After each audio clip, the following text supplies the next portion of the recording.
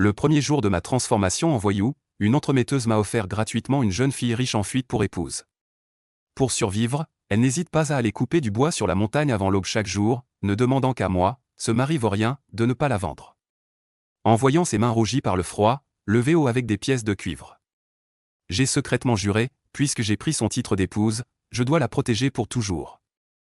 Mais dans ce monde de chaos et de guerre, survivre ne dépend pas seulement de la bonté du cœur. Je suis Choumu. Un accident de voiture m'a projeté de la ville scintillante de néon à cette petite étable de la société féodale. Dans ma vie antérieure, j'avais travaillé tard pour concevoir la maison modèle d'une villa. Le client allait justement approuver cette fichue signature, l'argent était presque à portée de main. Mais en rentrant tard du travail, un camion m'a offert un festin de rouge.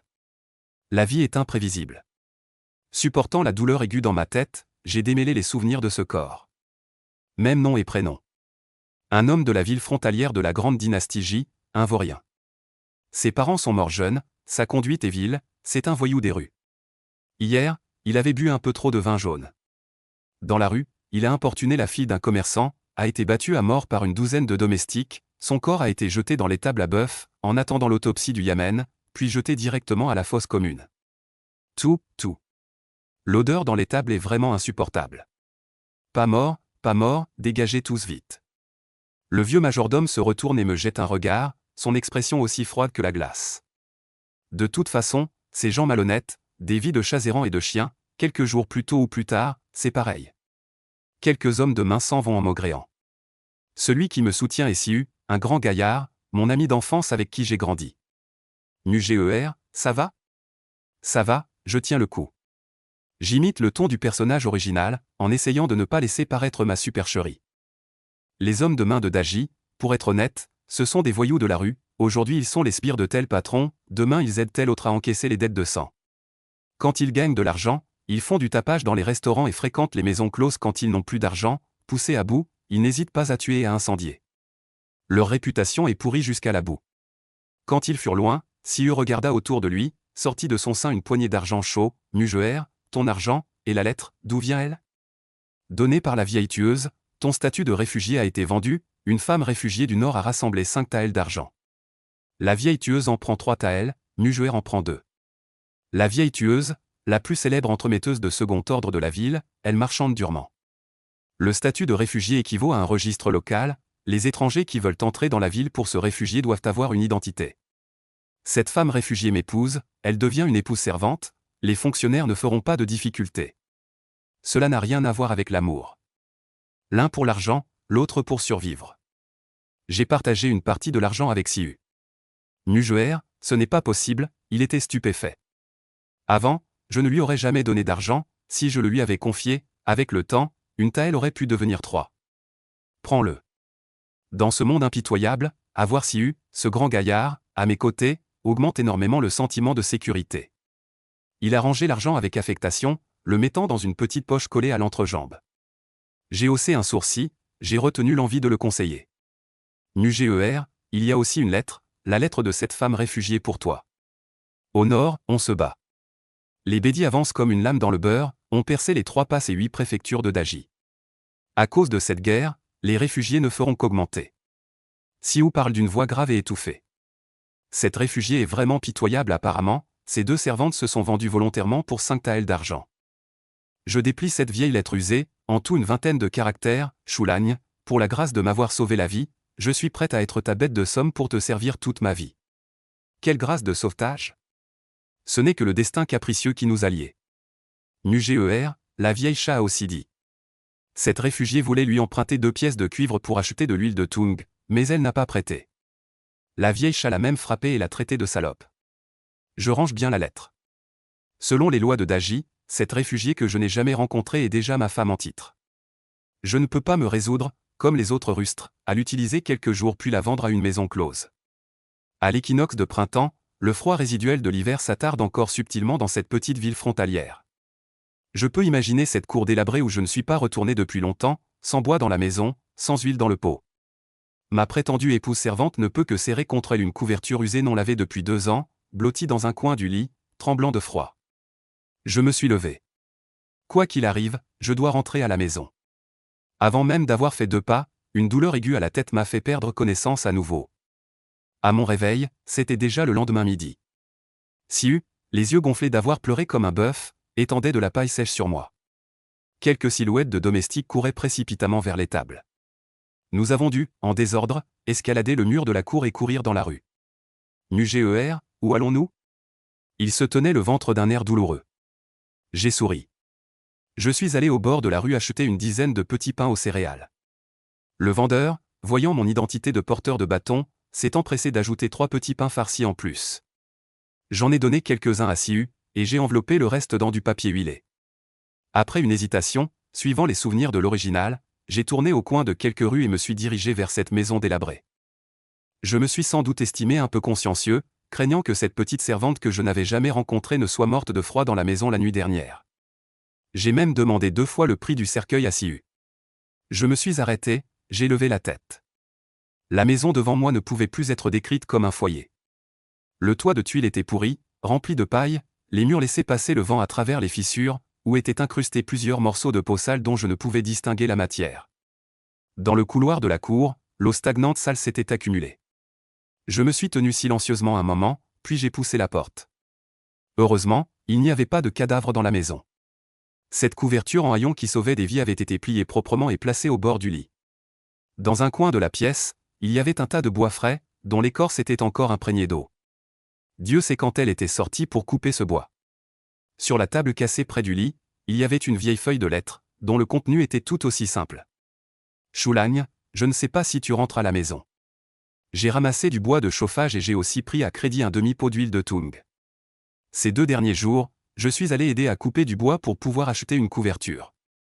J'ai plié la lettre, sans dire un mot, j'ai sorti quelques pièces d'argent de ma manche et je les ai mises sous la couverture. Après que les bédis ont pris la ville. Des centaines de milliers de réfugiés, leurs enfants vendus comme du bétail, les morts s'entassant dans les champs. Le gouvernement de Daji, pour résister à l'assaut, a mobilisé des dizaines de milliers de vieillards et de veuves comme chair à canon, réparant à la hâte les murs de la passe sous une pluie de flèches et de pierres. On ne sait combien sont morts.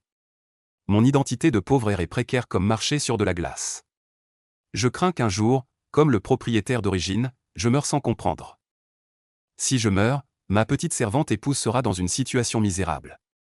Le meilleur résultat serait de rompre notre relation, de lui donner assez d'argent pour un long voyage, et de la laisser quitter la passe frontalière de Guangzhou. En ces temps de guerre et de désordre, même s'il s'agit d'un véritable amour, il faut rester silencieux. Siu, y a-t-il un moyen de gagner de l'argent? Muger ne s'en souvient pas. Aujourd'hui, c'est la réunion de la salle des escrocs. L'école des boiteux, 17 bâtonniers en tout, le chef est un boiteux unijambiste surnommé Ma le boiteux. Environ tous les 3 jours, ils se rassemblent pour discuter des moyens de gagner de l'argent. À midi, dans la vieille ruelle au sud de la ville, une douzaine de bâtonniers se pressent autour d'un feu en plein air, écoutant Ma le boiteux traîner sa jambe infirme et parler sans cesse des réfugiés qui assiègent la ville. Les affaires de la pègre deviennent de plus en plus difficiles. Mon frère Mu, toi qui as échappé à la mort, dis-moi, que comptes-tu faire ensuite? Tout au fond de la foule, j'avais pourtant volontairement caché la moitié de mon corps, mais je fus quand même désigné. La routine des bâtonniers, ce n'est que vol, enlèvement, meurtre et incendie. Sans hésitation, je secouai immédiatement la tête. Chef boiteux, je n'y connais rien. Ma le boiteux fut un peu surpris. Avant, même si Choulu n'avait pas d'idée, il faisait toujours un tour en parlant. Bon Dieu, il a vraiment été frappé à la tête. Mon frère Mu, tu es courageux comme une souris. Bientôt, tu vendras ta femme servante et tu mériteras de mourir de faim. Si ce n'était pas pour retenir Siu, ce grand imbécile, il m'aurait déjà viré. C'est un type vraiment malchanceux, de toute façon il n'a pas de cran. Un des brutes ricane, maître boiteux, et si on écornait un gros bonnet? À peine la voix tombée, les autres brutes poussent des cris hargneux. Siu s'apprête à suivre le mouvement, mais voyant mon air silencieux, il se tait aussitôt. J'ai une affaire à proposer, dit ma boiteux en traînant sa jambe estropiée, il s'assied lentement. Je flaire un piège. La vieille tueuse a donné l'ordre, allez hors de la ville enlever des filles, 1 livre d'argent par fille, 2 si elle est jolie. De toute façon, ces réfugiés finiront par crever de faim, pas besoin de se gêner. Maître boiteux, on peut les livrer après un coup de pieu. Coup de pieu est un argot des brutes, passer la nuit chez les filles de joie. Ma boiteux affiche un sourire malsain. D'accord. Mais souviens-toi, ne touche pas aux familles en ville, les agents de l'ordre mèneront l'enquête. Je garde un visage grave. Je tourne les talons avec Siu. Frère Mu, on va enlever des filles. Il faut chercher des cordes? En marchant dans la rue, Siu dit d'une voix sourde. Dans son cœur, il n'a pas une conception très profonde du mal, comme manger et s'habiller, ce sont des besoins de la vie. Forcé par l'argent, ne pas attacher, Mujeer, une fille pour une once d'argent, j'ai dit de ne pas attacher, m'écouteras-tu? Je me retourne froidement, mes yeux montrent de la colère. Bien sûr que j'écoute, Mujeer, il baisse la tête rapidement en froissant le coin de ses vêtements. Autrefois, le Mujeer devant lui n'aurait pas eu cette apparence. En entendant qu'il y a du travail qui rapporte de l'argent, peu importe à quel point c'est sale ou méprisable, il est toujours le premier à se précipiter. Siu, trouve une voiture pour aller au nord de la ville, même si c'est 8 pièces de cuivre le trajet, il faut y aller. Je dois faire un tour par Wangzhou pour voir s'il y a des occasions de gagner de l'argent. La voiture traverse les rues, dans le paysage qui défile en arrière, il y a des mendiants et des riches, des vendeuses de bois et des dames nobles vêtues de soie. Et, Mujeer, ta femme servante, je l'ai vue une fois la dernière fois. Je marque une pause et tourne rapidement la tête.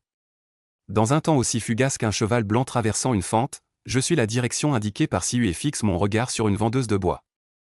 Une silhouette maigre et fragile s'appuyait silencieusement contre le grand mur près de la taverne, semblant fatiguée, ses jambes tremblant légèrement, comme si elle avait faim. De temps en temps, elle levait un visage délicat pour humer l'arôme de la nourriture qui s'échappait de la taverne, puis baissait les yeux. Regardant les 2 charges de bois frais devant elle, elle était perplexe. Du sud au nord de la ville, après avoir flâné la majeure partie de la journée, je n'avais toujours pas trouvé de moyen de gagner de l'argent, mon esprit étant encombré de milliers d'idées pour devenir riche. Mais il fallait un capital de départ, et avec la part pour Siu, il me restait moins de 2 taels d'argent, impossible de jouer dans le monde des affaires. Mujeer, où dormons-nous ce soir? Rentrons à la maison. Il y a des choses à clarifier avec cette petite servante épouse. Dis-lui de bien vivre à l'avenir, de préférence en quittant des endroits frontaliers comme Wangzhou. En tant qu'époux nominal, je ferai de mon mieux pour rassembler une somme pour le voyage. Même si l'amour conjugal n'a pas fonctionné, la vertu demeure. À quelques dizaines de pas de la cour délabrée, je lève la tête et aperçois une fumée légère qui s'élève. J'ajuste ma tenue, essuie la boue jaune de mes chaussures en toile, puis pousse lentement la vieille porte de la cour, se diriger vers la maison délabrée. Siu, qui suivait derrière, avait une expression étrange. De mémoire, il n'avait jamais vu Xumu se comporter ainsi. Il se souvenait encore que, lors de leur dernière visite à la maison de plaisir, Xumu s'était empressé d'enlever ses vêtements dans le hall. La personne dans la maison sembla entendre un bruit, referma précipitamment la porte entrebâillée, puis, après un long moment, entr'ouvrit lentement une fente pour laisser passer un demi-visage. « Monseigneur Chou ?» Sa voix était douce mais teintée de fatigue. « Xumu, ton époux par le registre des misérables. » La porte s'ouvrit brusquement. La jeune fille jeta le bâton de bois qu'elle tenait, et, les yeux rouges, s'avança vers Xumu. Avant même que Xumu n'ait pu ouvrir la bouche, elle sortit immédiatement de son sein une dizaine de pièces de cuivre et les lui tendit. « Mon cher Chou, aujourd'hui, j'ai vendu cette charge de bois et gagné 14 sapèques. » Voyant cela, Siu s'apprêtait à venir les prendre, mais Xumu lui lança un regard furieux, et il s'empressa de faire la moue en s'écartant. « Pourquoi me donner l'argent que tu as gagné? Tout ce que je gagne, je le remets à mon cher Chou. À partir de demain, je me lèverai un peu plus tôt pour gagner 20 sapèques. » Si c'était un complément, Choumu dirait à ce moment-là. Toi, tu es chargé d'être belle comme une fleur, moi, je suis chargé de gagner de l'argent pour la famille. Mais ils ne le sont pas. Le destin les a liés par une corde invisible. L'un est venu par une traversée temporelle, l'autre est poussé par la fuite d'un désastre. Choumu baissa la tête, sous la faible lumière de la lune, il regarda silencieusement la jeune fille devant lui, avec de jolies fossettes, des yeux comme des pêches et des abricots, un visage en forme d'œuf, même recouvert de 2 couches de suie de casserole, elle restait d'une beauté touchante. Choulagne, demain matin, dès l'orine, j'irai couper du bois, peut-être pourrai-je le vendre 25 wen. Voyant que Choumu ne prenait pas l'argent, la jeune fille était un peu inquiète. Choumu ressentit soudain un malaise au fond de son cœur. L'orine correspond à 3 ou 4 heures du matin. Choulagne, je mange aussi très peu chaque jour, seulement un bol de bouillie de taro. La jeune fille frissonna. Dans la ville de Wangzhou, il y a beaucoup d'histoires de maris brutaux vendant leurs femmes. Les femmes servantes et épouses marquées par le malheur, fuyant les catastrophes, sont vendues dans les maisons de courtisanes pour devenir des fleurs de pavillon, c'est la fin la plus courante. Elle pensait qu'avec plus d'argent, son mari, l'homme au bâton qui se tenait devant elle, ne la vendrait peut-être pas. Après avoir tant de mal à obtenir cette chance d'entrer en ville, elle ne voulait pas perdre ainsi. Avant d'entrer dans Hangzhou, pour soigner son père, elle devait encore de l'argent, beaucoup d'argent, assez pour la plonger longtemps dans l'obscurité. Même s'il n'était qu'un homme au bâton, tant qu'il ne la vendait pas, elle voulait vivre dignement. Le clair de lune inondait la cour, éclairant les deux personnes, chacune perdue dans ses pensées. Choumu était un moment désemparé. Il n'avait jamais pensé à vendre sa femme, mais il ne savait que faire de cette jeune servante épouse devant lui. La servante épouse se mordait la lèvre jusqu'au sang, mais elle levait toujours son bras maigre, présentant les 14 pièces de cuivre à Choumu. Une demi-encensoir plus tard, Choumu pensait que la servante épouse finirait par abandonner. Mais non, même si ses mains tremblaient comme un crible, la servante épouse continuait obstinément à lever le bras. Choulagne, voici l'argent pour toi, je t'en supplie, ne me vends pas. Je ne suis pas une courtisane. Je gagne de l'argent en coupant du bois, en faisant du charbon, en travaillant comme domestique et en lavant du linge. Même si je travaille dur chaque jour, je veux vivre honorablement. Prendre l'argent signifie qu'il y a encore de l'espoir. Elle relâche ses lèvres, du sang suinte au coin de sa bouche. Son corps fragile et émacié semble encore plus épuisé et faible au clair de lune. Choumu reste silencieux, debout. Le vent du soir se lève, emmêlant les beaux cheveux de la petite servante épouse et troublant son esprit. Il hésite, puis finit par tendre la main et saisir les 14 pièces de cuivre trempées de sueur, saisissant ainsi indirectement la main de la jeune fille. La petite servante épouse a les yeux rouges en un instant, se souvenant de l'année où elle avait failli tomber d'une falaise, et son père lui avait aussi tendu la main pour la saisir fermement et la sauver du danger imminent. Merci, Choulagne, merci, Choulagne. Rentre à la maison, dit Choumu en soupirant. Il sent que les 14 pièces de cuivre dans sa main sont aussi lourdes que du plomb. Choulagne, j'ai préparé une soupe de taro. La jeune servante épouse s'empressa d'apporter en courant un bol grossier fumant. Dans le bol, il y avait une bouillie de taro si épaisse qu'elle menaçait de déborder. Aux yeux d'un homme moderne, cela semblait vraiment difficile à avaler, mais ce n'était pas un problème de talent culinaire de la servante épouse, c'était simplement la nourriture des anciens. Ceux qui vivaient mieux préparaient une bouillie d'herbes sauvages et y ajoutaient quelques filaments de viande. Quant au riz et au blé fin, ils existaient bien sûr, mais c'était réservé aux riches seigneurs. Le peuple ordinaire ne mangeait la plupart du temps que des tubercules comme les taros et les patates. Prenant la bouillie de taro, Choumu à peine 2 bouchées avalées eut l'impression d'avaler de la cire, difficile à descendre. De peur que la servante épouse n'ait des soupçons, il n'eut d'autre choix que d'avaler d'une traite, sans oublier de s'essuyer la bouche d'un air satisfait. La servante épouse s'empressa d'apporter un bol d'eau chaude, le posa sur la table, puis recula prestement sur le côté. Pas besoin de faire tout ça. Au fait, je ne connais pas encore ton nom. Je m'appelle Zhang Kewei. Cueillir la fougère la fougère pousse. La servante épouse leva la tête, le regard légèrement stupéfait. Choulagne comprend la poésie, un peu. Choumu se leva, les mots qu'il avait sur le bout de la langue devinrent soudainement inexprimables. Son intention initiale était de donner à Zhang Kewei de l'argent pour le voyage, puis de se séparer et de ne plus avoir de lien. Mais maintenant, avec l'apparence de Zhang Kewei, s'il osait le dire, cela briserait le cœur de cette fille. De plus, les quelques pièces d'argent sur lui ne suffiraient pas à Zhang Kewei pour s'installer. Demain, tu n'as pas besoin de te lever tôt pour couper du bois, j'ai mis un peu d'argent sous la couverture pour acheter une couverture et ajouter quelques meubles. Choulagne, l'argent, je peux le gagner. En entendant cela, Zhang Kewei devint très anxieuse, sa voix était trop excitée, avec des sanglots dans la gorge. Elle avait peur qu'en acceptant cet argent, elle risquait d'être vendue dans quelques jours. Choumu se frotta le front avec un peu d'impuissance. Ce que je veux dire, c'est que je te demande de m'aider à l'acheter, car sans couverture, je ne dors pas confortablement chez moi. Je comprends. La voix de Zhang Kewei se détendit progressivement. Alors repose-toi tôt.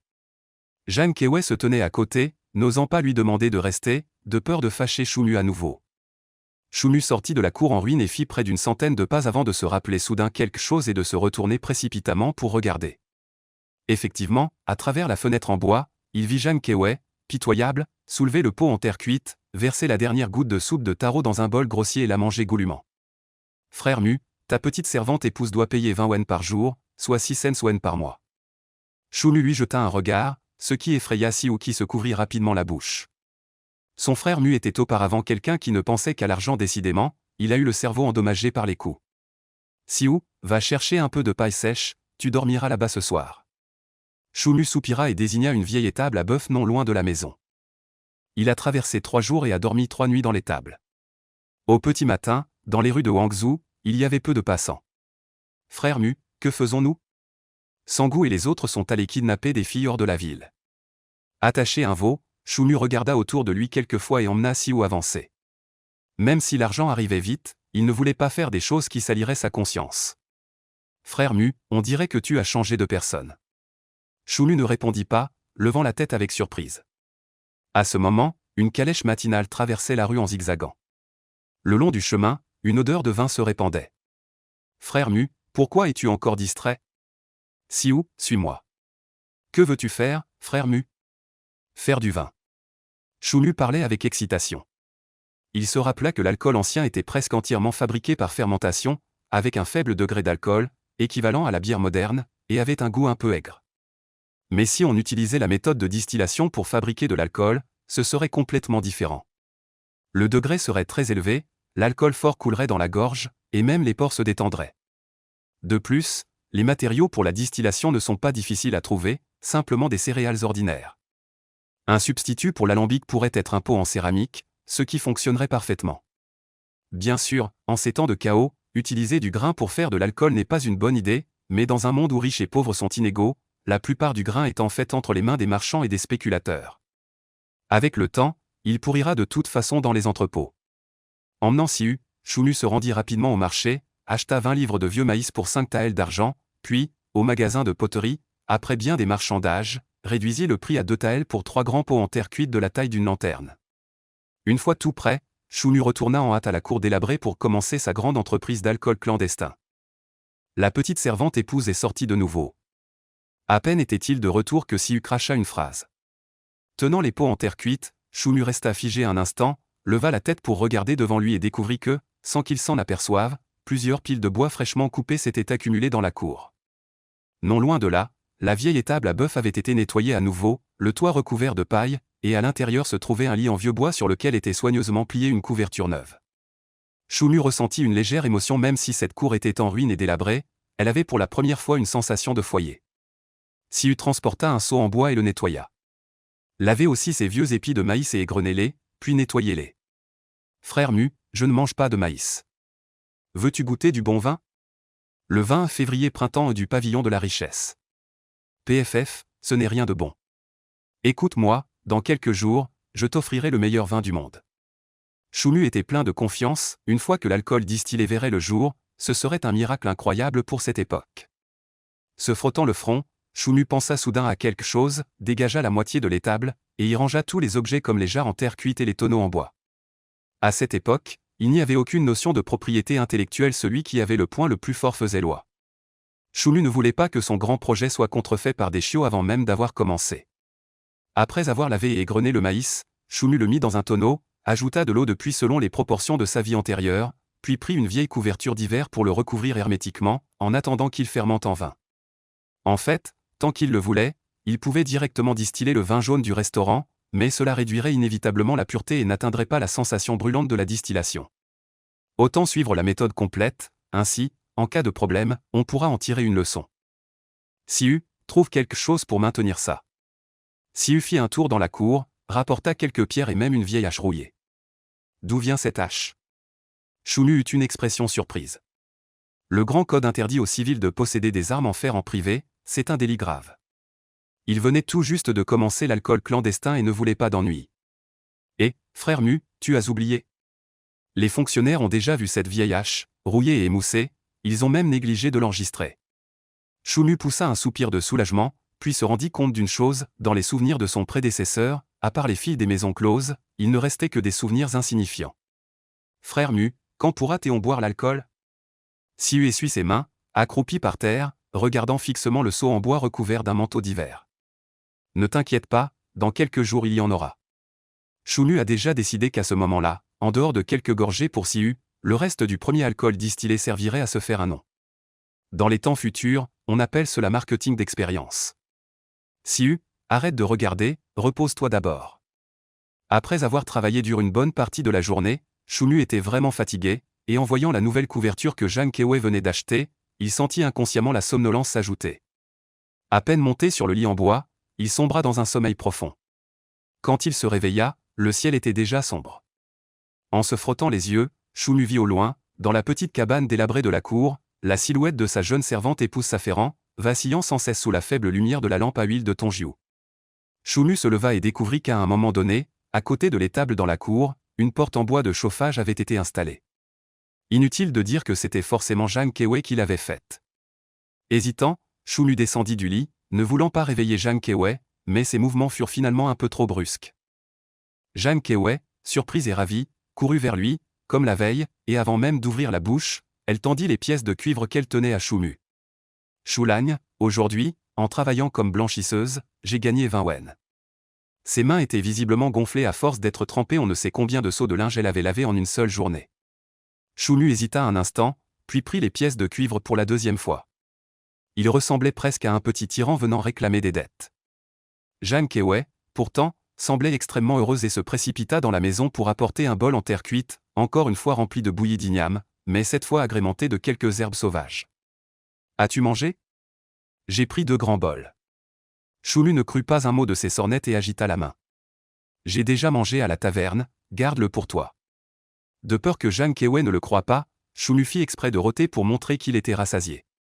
Mange, je suis déjà rassasié. Tenant le bol grossier, Jang Kewei resta debout un moment, finit par croire les paroles de Xumu, puis se retourna avec un bruit sec pour rentrer dans la pièce. Bientôt, sous la lampe à huile d'une silhouette maigre, penchée en mangeant, bougeait de manière un peu raide, mais mangeait avec une joie incomparable. Xumu se retourna et afficha un sourire. 4 jours passèrent, et le seau dans l'étable dégageait déjà un léger parfum d'alcool. Frère Mu, laisse-moi juste une gorgée. Attends encore un peu. Si le temps le permettait, Xumu aurait volontiers attendu encore quelques jours pour une fermentation complète. À ce moment-là, l'alcool de maïs distillé serait le plus savoureux. Mais dans la situation actuelle, perdre trop de temps n'est évidemment pas sage. Siu construisit un four en terre. Une fois la fermentation en alcool terminée, la prochaine étape était la distillation, le véritable point crucial. Bien que Siu ait l'air complètement perdu, il n'hésita pas à exécuter rapidement les ordres de Xumu, il monta un four en terre et transporta en désordre un gros tas de bois de chauffage. Prenant une profonde inspiration, Choumu réfléchit à la méthode de distillation dans son esprit, disposa rapidement le tonneau en bois et le pot en terre cuite, puis inséra les tiges de roseau précoupées dans les petits trous. Le feu de la cuisinière s'alluma rapidement. Peu de temps après, une odeur de vin pur se répandit dans toute la cour, ce qui fit que Siu ne cessait de se lécher les lèvres. « Frère Mu, d'où vient cette odeur d'alcool ? Elle sent si bon. Non seulement c'est parfumé, mais c'est aussi délicieux. Dommage qu'à cette époque, à cause de la rareté des céréales, on les utilise rarement pour la fabrication d'alcool, on utilise surtout des grains divers, et le rendement en alcool n'est pas très élevé. Après fermentation et distillation de 20 gins de maïs, on n'obtient que 2 ou 3 gins de bon vin. Frère Mu, laisse-moi goûter. Choumu sourit, prit une louche de vin et la tendit à Siu. Siu, impatient, les yeux écarquillés, aspira d'un coup tout le contenu, puis son visage devint rouge, et il se mit à danser de plaisir. Frère Mu, ce vin est vraiment fort. Choumu baissa la tête et goûta un peu, c'était moins bon que l'alcool distillé des générations futures, mais c'était une grande avancée pour cette époque. Siu alla chercher quelques jarres pour mettre l'alcool. Choumu poussa un long soupir, de toute façon, la première étape de l'alcool clandestin était enfin réussie.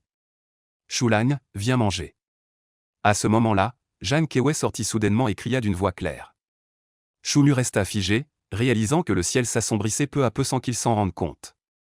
Il avait prévu d'apporter l'alcool clandestin au marché, mais il semblait qu'il devrait attendre demain. Le vent de la nuit se rafraîchit soudain, il mit le manteau sur ses épaules et Choumu s'apprêtait à rentrer dans la maison quand il s'arrêta brusquement. Il se retourna pour regarder l'entrée de la cour en ruine. À un moment donné, 5 ou 6 silhouettes se tenaient déjà là. À la tête se trouvait une vieille dame entièrement vêtue d'habits somptueux, qui craquait des graines de melon tout en affichant un léger sourire. Derrière la vieille dame se tenaient 5 hommes en tenue de combat, qu'on devinait au premier coup d'œil être des gardes ou quelque chose du genre. J'ai entendu dire que le caractère de Muger est récemment devenu étrange, au point qu'il n'a même pas la force d'attacher une fille. D'après les souvenirs de l'ancien maître, cette personne est la plus grande entremetteuse de seconde main de la ville de Wangzhou. Auparavant, elle collaborait avec Ma Gezi pour envoyer des hommes de main attraper les filles fuyant à l'extérieur de la ville, puis les vendre comme prostituées dans les maisons closes ou comme concubines de bas étage dans les familles riches. Jang Kewei, qui sortait de la maison, blêmit immédiatement en voyant l'entremetteuse arriver, trembla et se cacha derrière la porte.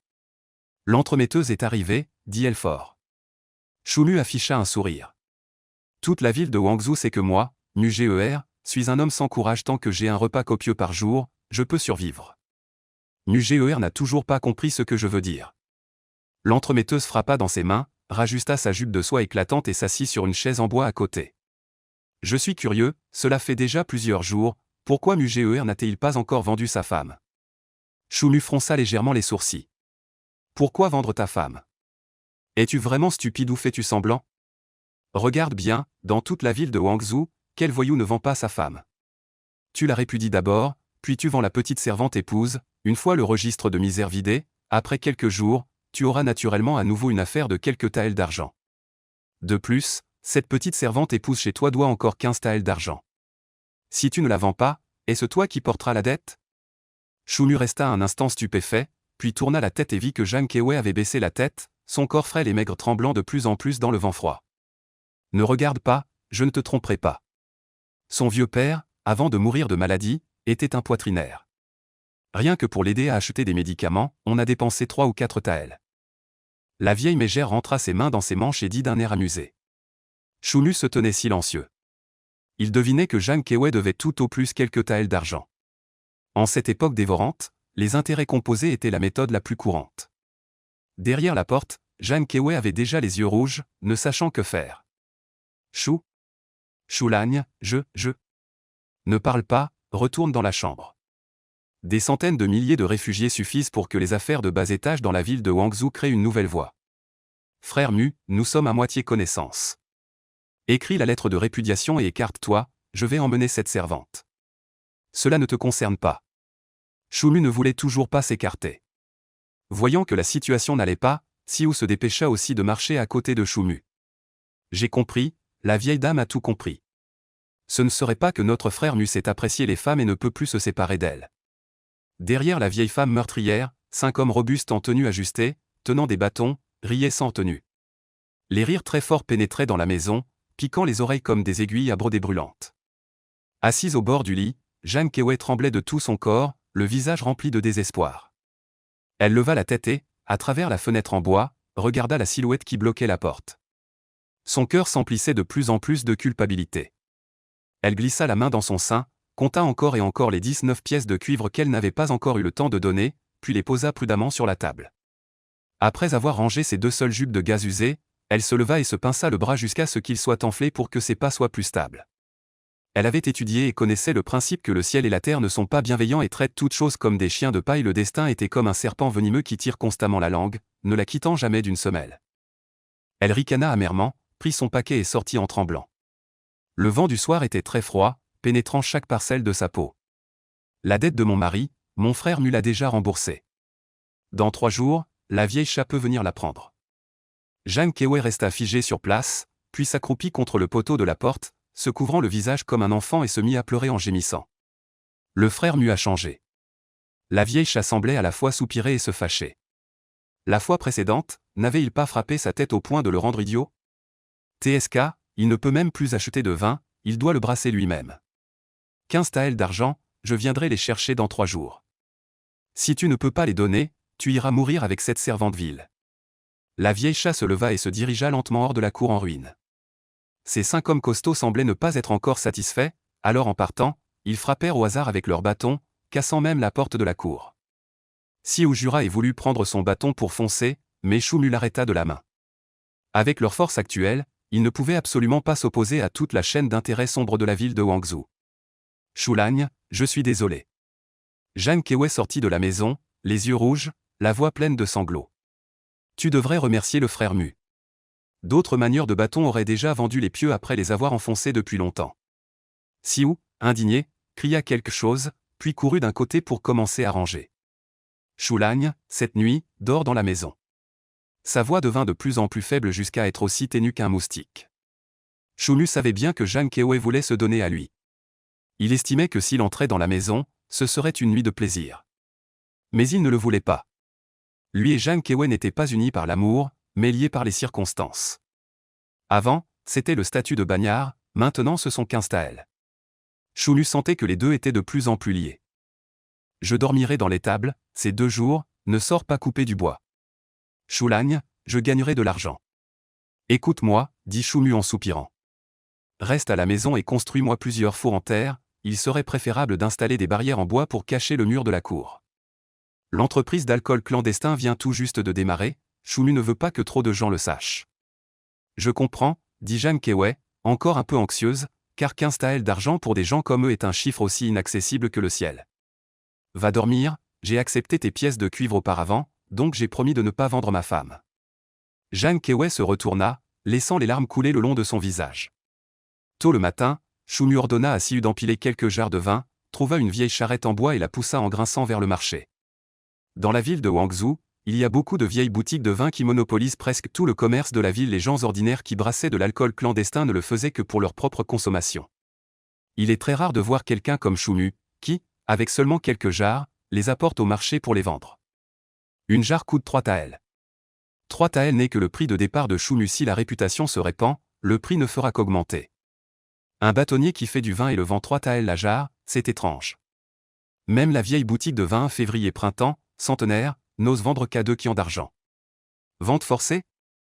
Quand le soleil est haut dans le ciel, beaucoup de passants se sont déjà rassemblés autour de la charrette en bois, et parmi eux, beaucoup ont reconnu Choumu comme un bâtonnier, ce qui a éveillé leur curiosité. Choumu sourit, aligna une rangée de petites coupes sur la planche de la charrette et y versa un peu de vin. Instantanément, l'arôme riche du vin emplit les narines des badauds. Cet arôme de vin est plutôt bon. Messieurs, cette coupe ne coûte pas d'argent. Choumu joint les mains en un geste de salut, lève les yeux et regarde le restaurant Fortune en face. Pour faire connaître son vin clandestin, la première cible est le restaurant Fortune de la ville de Guangzhou. J'ai bu, venez boire une coupe avec moi. Comme Choumu l'avait pensé, l'alcool distillé de contrebande était bien meilleur que l'alcool fermenté ordinaire, tant en goût qu'en sensation brûlante dans la gorge. Peu de temps après, la foule autour du chariot en bois avait déjà le visage rouge d'excitation et s'animait bruyamment. Et, verse-moi 2 taels. Moi, je prends une demi-livre. Boire ce vin donne l'impression d'être un immortel. Un bon vin n'a pas de prix. En un rien de temps, 3 des 4 jarres d'alcool de contrebande furent vendues. Siu, tenant 6 ou 7 taels d'argent, exultait comme un enfant, manquant de peu d'embrasser Choumu. Et la dernière jarre? Et, le porteur de bâton, et l'autre jarre? Ceux arrivés en retard, n'ayant pas été assez rapides, refusaient naturellement d'abandonner et pointaient la dernière jarre d'alcool de contrebande sur le chariot. Cette jarre a déjà été réservée par quelqu'un. Si vous l'aimez, vous pourrez revenir dans quelques jours. Choumu dit d'un ton calme. Siu, les yeux exorbités, saisissant son bâton de guet d'un air menaçant, réussit finalement à faire reculer ceux qui étaient mécontents. Quand la foule se fut enfin dispersée, Choumu resta immobile, sans intention de ranger. En face, au restaurant Fortuné, un homme d'âge moyen obèse était resté silencieux longtemps, puis fit signe d'appeler un commis. Mon patron dit que tu dois apporter l'alcool. Le commis parla le nez en l'air. Choumu soupira, sans s'en offenser, recommanda quelques mots à Siu, puis, portant le dernier jarret d'alcool personnel, suivit le commis à l'intérieur du restaurant Fortuné. Comme le dit le proverbe ancien, le bon vin n'a pas peur des ruelles profondes. Le restaurant d'en face, après avoir observé si longtemps, finirait par être curieux et ne pas y résister. Ton alcool, dit le patron obèse du restaurant, nommé Zoufou, plissant les yeux, après avoir bu une gorgée, son expression devint surprise mais il la cacha rapidement.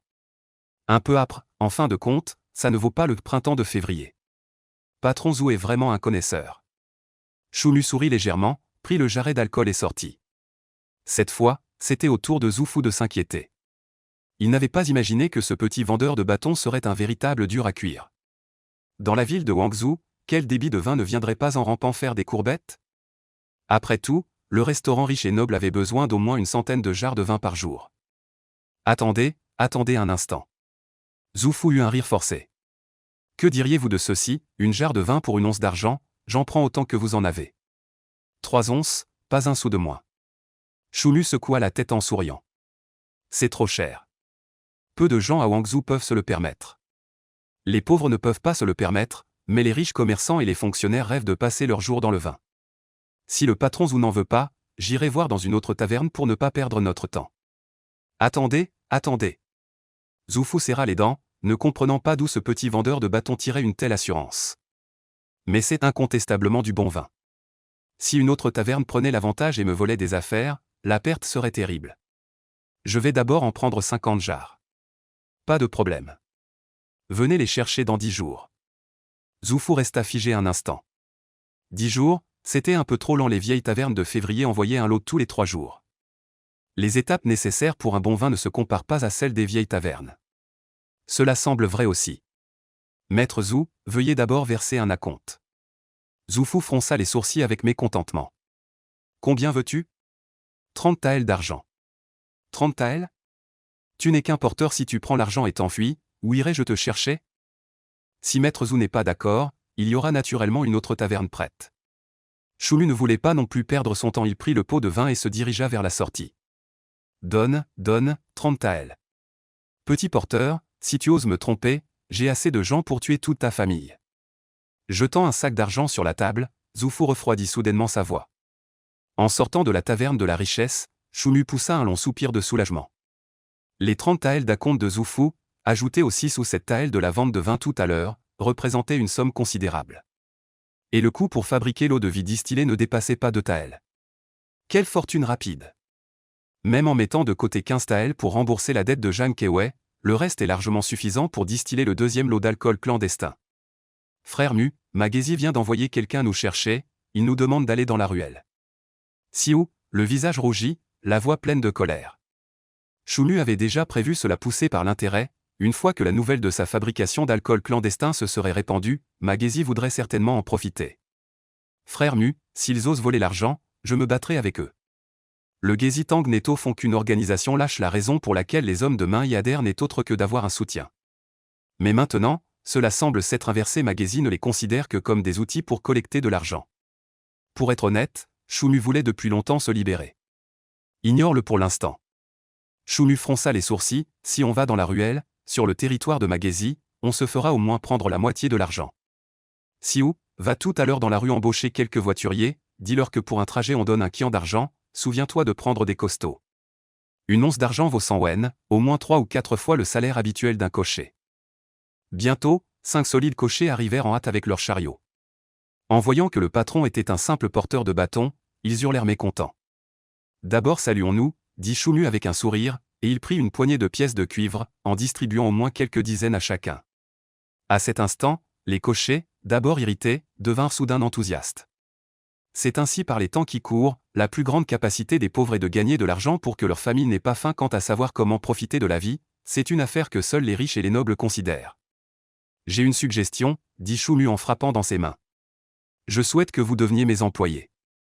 Combien par mois? Demanda le cocher principal après un moment de silence. Les 4 autres cochers montrèrent également une expression tendue. Si c'est 1 ou 2 liang, autant faire des travaux privés. Choumu leva calmement 2 doigts. 2 liang? Le patron est vraiment généreux. Les 5 conducteurs de chevaux soupirèrent, 2 taels d'argent, ce n'était pas différent d'habitude. Je veux dire 2 taels d'argent. Choumu répondit calmement. Quoi? Non seulement les conducteurs de chevaux, mais même Xiu fut choqué, au point de vouloir immédiatement couvrir la bouche de Choumu. Mon frère Mu, comment cela se peut-il? Le ton de Choumu resta inchangé. En dehors de ces 2 taels d'argent, pour chaque voyage en chariot, on ajoutera un kian, et pour 10 voyages, on ajoutera un tael supplémentaire. Patron, ce que vous dites est-il vrai? Les 5 conducteurs de chevaux, tous des jeunes hommes impétueux, ne purent plus se retenir en entendant le prix proposé par Choumu. Bien sûr que c'est vrai, dit Choumu d'un ton légèrement changé. Aujourd'hui dans la rue, vous avez dû apprendre que je fais du commerce d'alcool clandestin, ce qui m'attire inévitablement des ennuis. Ce que je veux dire, c'est que nous gagnons de l'argent ensemble, et si quelqu'un nous bloque le chemin, j'espère que vous m'aiderez, d'accord? Les 5 conducteurs de chevaux retombèrent dans le silence, ce n'était pas encore un travail risqué, mais il y aurait toujours quelques dangers. Tuer et brûler donne une ceinture d'or, réparer pont et route laisse des cadavres sans sépulture. Nous vivons dans un tel monde, et notre existence n'est que pour que nos parents vivent longtemps et que nos femmes et enfants aient à manger. Moi, Choumu, je vous demande à tous, osez-vous m'accompagner? Les 5 conducteurs de charrette serrèrent les dents, prirent un air déterminé et parlèrent d'une seule voix. Bien, alors nous te reconnaissons comme notre patron. Si tu n'es pas rassuré, je rédigerai demain un acte notarié et l'enverrai au tribunal. Mais souviens-toi, puisque vous m'avez reconnu comme patron, dorénavant, en toute chose, vous me donnerez la priorité. D'accord, patron. Les 5 conducteurs de charrette descendirent du véhicule et, d'un même geste, inclinèrent le poing. Rentrez chez vous. Revenez demain tôt le matin. Sur le chemin du retour, même l'honnête Xiu ne put s'empêcher de se plaindre un peu. Frère Mu, embaucher un conducteur de charrette coûte au maximum une demi-tael par mois, et encore c'est trop. Tu ne comprends pas. Je n'embauche pas une personne, j'embauche le cœur des gens. Frère Mu, Qu'est-ce que tu racontes? J'ai l'impression que tu es devenu une autre personne. Tout au long du chemin, Siu continua de jacasser, et faillit ne pas pouvoir se retenir de baisser le pantalon de Choumu pour voir la cicatrice sur ses fesses.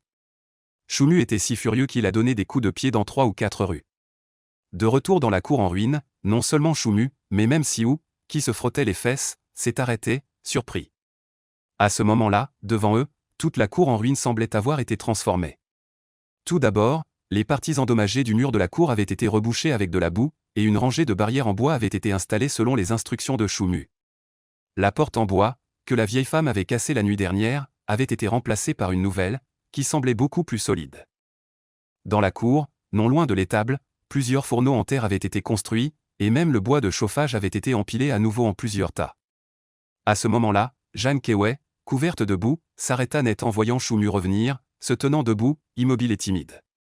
Si Monsieur Chou n'est pas satisfait, je referai tout. Refaire quoi? C'est déjà très bien. Même Choumu se sentait soudain comme un mari sans cœur. C'est très bien, pas besoin de refaire. Cette phrase de Choumu rendit Jeanne Kewei extrêmement heureuse. Elle se lava rapidement les mains, courut dans la maison et en ressortit avec 2 bols en terre. C'était encore de la soupe d'igname épaisse, mais cette fois, elle était saupoudrée de filaments de viande. Siu, les yeux brillants de joie, prit le bol en terre et se mit à le siroter immédiatement. Aujourd'hui, en ramassant du bois, j'ai trouvé par hasard un poisson de rivière. Choulagne, toi aussi, mange. As-tu mangé? Il y en a encore dans la marmite. Après une hésitation, Choumu hocha la tête et prit le bol en terre. Jeanne Kewei sourit en pinçant les lèvres, puis, craignant que Choumu ne la voie, elle rougit aussitôt, se retourna et courut vers la marmite pour verser le reste de la soupe dans un bol en terre. Elle le prit et s'accroupit par terre, prête à manger. Choumu la regarda, le cœur inexplicablement serré. Il se leva, s'approcha de Jeanne Kewei, tendit la main et la tira pour la ramener à table.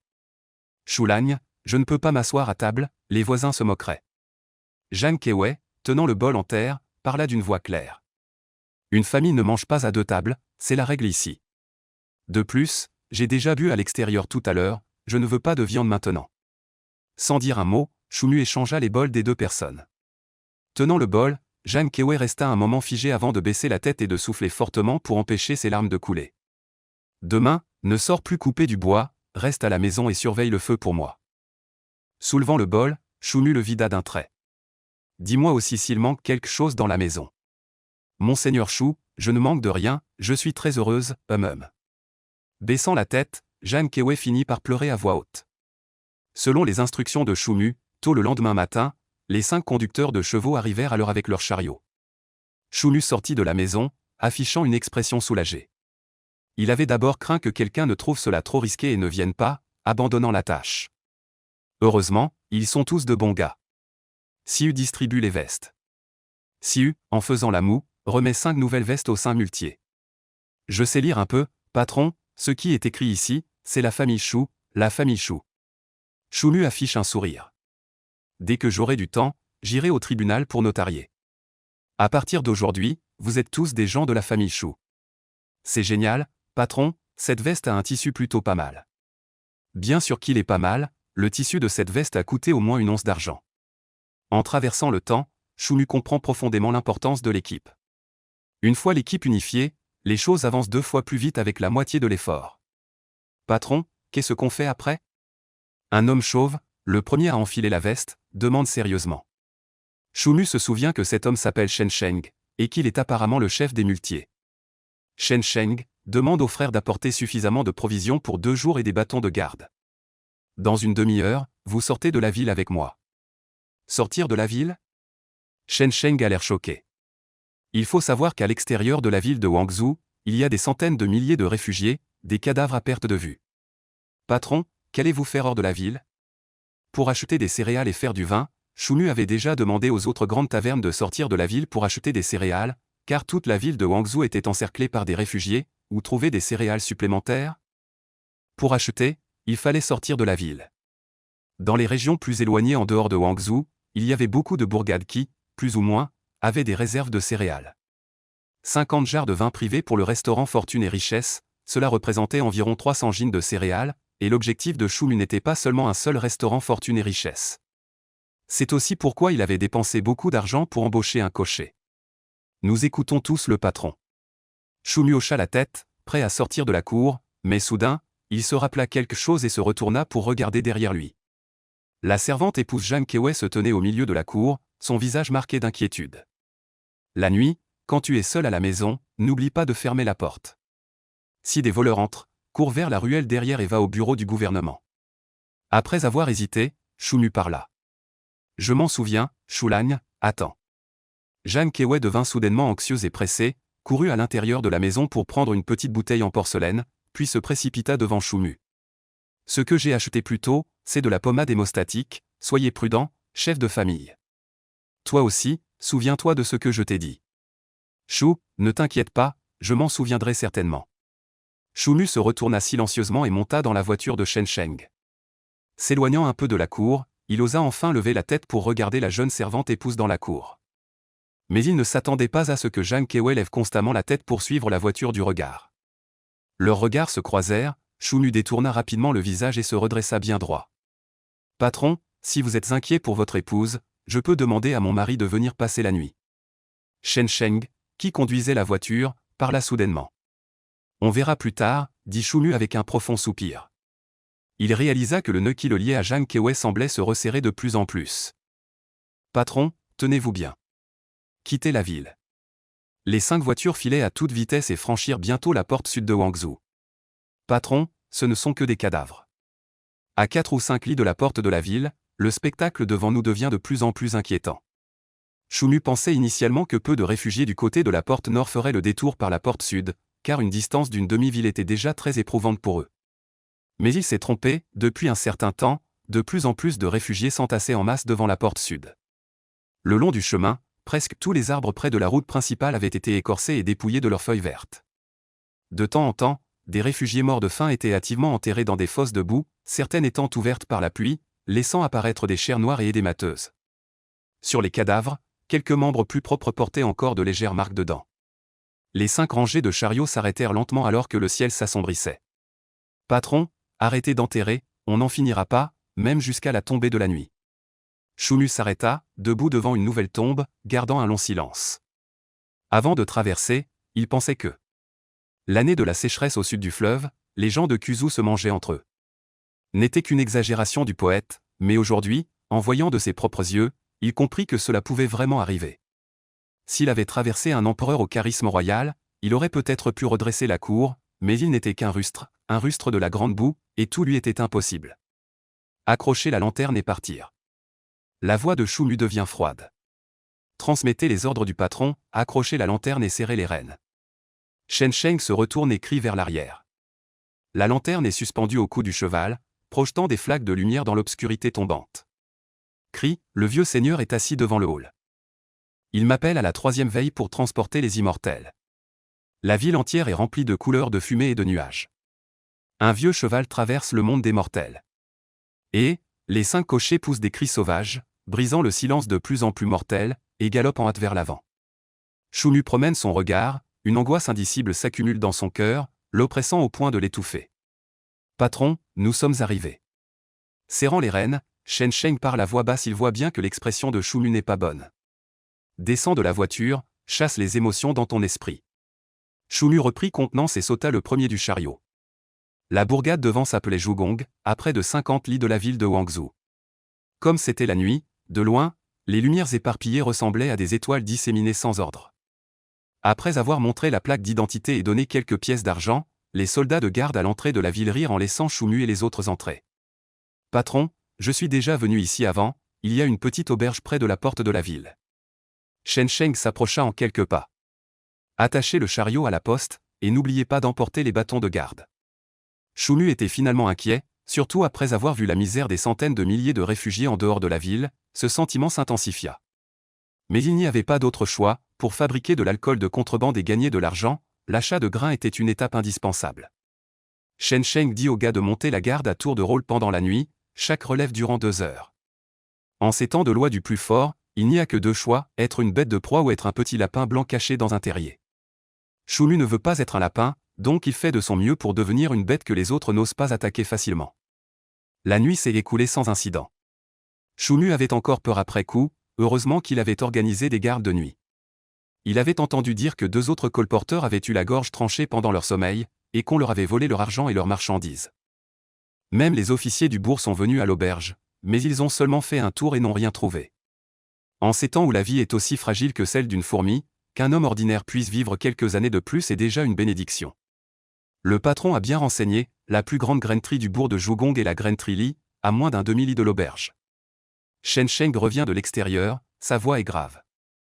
Cependant, la taverne RYE Chin de Wangzhou était auparavant un gros client de la grainerie Li. Dans la concurrence interne, si l'on veut produire de l'alcool clandestin, la vieille taverne RYE Chin est un adversaire incontournable. Allons d'abord voir. Shen Sheng hocha la tête et, avec Shu Mu et quelques autres, écarta la foule pour se diriger vers la rizerie Liji au bout du bourg. Bien qu'encore un peu loin, Shu Mu pouvait déjà voir au moins 20 ou 30 ouvriers, chacun portant un bâton, faire les 100 pas autour de la rizerie couverte de bâches en paille. Lorsque les marchands de grains accumulent des réserves, c'est souvent un mauvais présage annonçant des temps troublés. Patron, je vais entrer pour demander. Après que Shen Sheng soit allé et revenu, il sortit avec un marchand de riz ventru. À la surprise de tous, le marchand de riz qui sortit ne jeta qu'un regard indifférent à Shu Mu avant de perdre tout intérêt.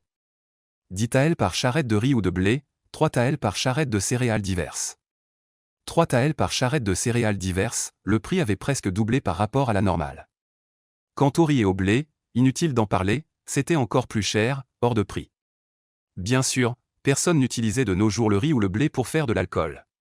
Shu Mu fronça les sourcils. C'est un peu cher. Le marchand de riz ricana froidement. Si tu trouves ça trop cher, tu peux aller acheter à la campagne. Mais je te préviens d'avance, si tu reviens me voir, le prix aura doublé. À prendre ou à laisser. Je n'achète pas qu'une seule fois, c'est une coopération à long terme. Pour une coopération à long terme, dans un rayon de 100 li autour de Wangzhou, mon grenier Liji a plein de clients, je ne manque pas de toi. Acheter et stocker du grain, Shu Mu devinait que presque tout le grain des environs avait été racheté par ces marchands de riz, et avec les réfugiés assiégeant la ville, le grain se faisait encore plus rare. Même en allant chez le prochain marchand de grain, le prix ne serait probablement pas plus bas. Et, si tu n'achètes pas, dégage, un pauvre air qui fait le grand patron. Le marchand de riz ricana froidement et s'éloigna. Siou était furieux et voulait sortir son bâton, mais Shu Mu le retint fermement. Bien sûr, on comprend pourquoi Siou était en colère, non seulement le prix avait doublé, mais en plus l'attitude était tellement arrogante. Nuger, qu'est-ce qu'on fait? Shu Mu avait aussi mauvaise mine. 3 taels par charrette, apparemment le prix n'était pas négociable. Même en ne prenant que 5 charrettes, cela ferait 15 taels, et en plus il fallait réserver 15 taels pour aider la servante à rembourser sa dette. Shansheng, les villages alentours sont-ils loin? Shansheng réfléchit attentivement. Le propriétaire n'est pas loin, mais on craint les brigands qui bloquent les routes. Les brigands qui bloquent les routes sont des voleurs qui attaquent les voyageurs. Dans les campagnes, les dangers sont plus nombreux que dans les bourgs patrouillés par les officiers. Sans compter qu'on n'est même pas sûr de recevoir du grain. Et, attends. À ce moment, le marchand de grains qui était entré dans le grenier ressortit, un sourire froid aux lèvres. Pauvre air, il y a un hangar à grains à 10 li du bourg, avec exactement 5 chariots de riz et de blé. Et alors? Shu Mu plissa les yeux. 20 taels pour 5 chariots de riz et de blé, tu ne trouveras ce prix nulle part ailleurs. Shu Mu avait toujours cru qu'il n'y avait pas de repas gratuit. Ce hangar à 10 li devait être à court de solutions pour vendre à si bas prix. 10 taels. 15 taels. 10 taels, et tu dois établir un acte notarié. Si tu ne vends pas, demain j'irai collecter dans les villages. Le marchand de grains ricana férocement. Soit, je ne vais pas me quereller avec un pauvre air comme toi. Souviens-toi, une fois l'acte signé, quoi qu'il arrive, nous n'aurons plus rien à voir l'un avec l'autre. Shu Mu hocha froidement la tête. C'est simple, avec l'acte notarié, il est sûr que le marchand de riz n'osera pas frauder, sinon, même s'il échappe à la culpabilité en allant au tribunal, l'argent dépensé serait une somme considérable. Le plus probable est que les 5 chariots de riz et de blé auront du mal à être ramenés à Wangzhou. Mais Shu Mu n'a pas d'autre choix, même en achetant des céréales secondaires pour faire de l'alcool, le prix est déjà exorbitant, et en quittant la rizerie Li, il n'est pas certain d'en trouver.